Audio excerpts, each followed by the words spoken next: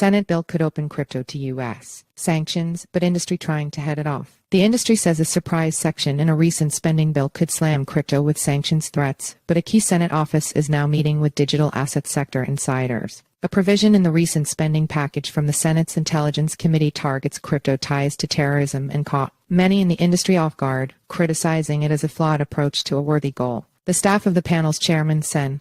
Mark Warner, has been meeting with people in the digital assets industry to talk about the provision, sources say. Crypto insiders predict the effort isn't likely to survive the budget process. A piece of legislation with heavy implications for the digital asset sector made it through the Senate Select Committee on Intelligence's funding package recently without most in the industry, and many in Congress, apparently aware of it, but industry insiders consider its chances for survival to be limited. A Senate bill meant to fund U.S. intelligence operations included a section borrowed from an earlier bill aimed at preventing the use of cryptocurrency to support terrorism. That provision, as written, could require a massive shift in the crypto industry toward identifying users' identities to prevent sanctions that could strangle digital assets businesses. Were it to become law, it would mark the most important U.S. crypto policy yet adopted, and all without significant debate about its merits. This section of the intelligence funding effort would speed and automate the process to sanction foreign digital asset transaction facilitators, including crypto exchanges, that are linked to users who support terrorism groups. Though the Intelligence Authorization Act cleared the committee in a unanimous 17-0 vote, its crypto section wasn't mentioned publicly nor listed among the major provisions of the bill when Sen.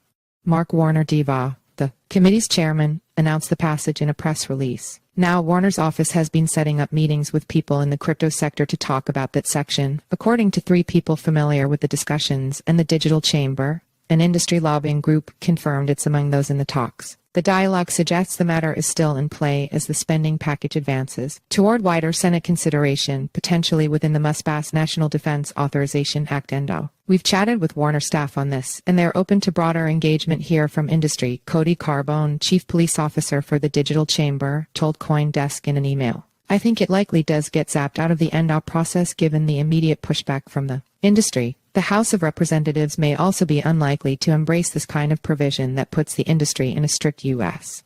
box soon after the House approved wider crypto market structure legislation meant to regulate the industry without stifling it. That passage last month of the Financial Innovation and Technology for the 21st Century Act FY21 saw a third of House Democrats jump on board, suggesting that crypto regulation could have wide bipartisan support across Congress. That showing reinforced another recent industry success in the Senate in which 11 Democrats voted with Republicans to erase the Securities and Exchange Commission's second accounting policy despite a promised and fulfilled veto from President Joe Biden. With so many senators sympathetic to the industry, passage may be difficult to win for illicit finance legislation that didn't come through an open debate and amendment process. The original bill was backed by Sens. Warner, Jack Reed Dr. Mike Rounds RSD, and Mitt Romney Utah.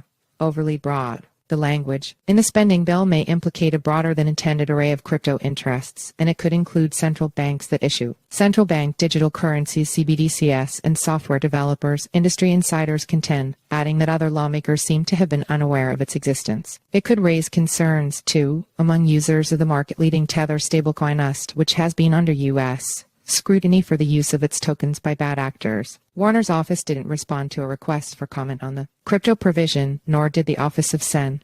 Mark Rubio Arflaw, who is vice chairman of the Intelligence Committee. The Washington-focused representatives of the sector's lobbying groups have sought to make it clear to policymakers that they are open to discussion on legislation to prevent illicit use of cryptocurrency, as this provision aims to accomplish. Such bills have also been broadly recognized as necessary to get Senate Democrats on board with other crypto initiatives to regulate the structure of the markets and the issuance of stablecoins. Overall, we're aligned with the goal of the legislation to cut off funding for foreign terrorist organizations, and I appreciate that it limits coverage to those groups that have knowingly facilitated funds to bad actors, Carbone said, adding that the legislation isn't entirely bad or good, but the guidelines for identifying violators and the lack of a proportional, perhaps tiered, sanction system could be problematic, he argued, and he said it puts too much authority in the hands of the U.S. Treasury Secretary. The crypto industry is also keen to avoid a repeat of its painful legislative surprise in an infrastructure bill in 2021, which included an 11th-hour provision that directed crypto taxation. Getting blindsided by that bill amplified the industry's interest in funding a bigger Washington lobbying presence that's now weighing in on this intelligence bill.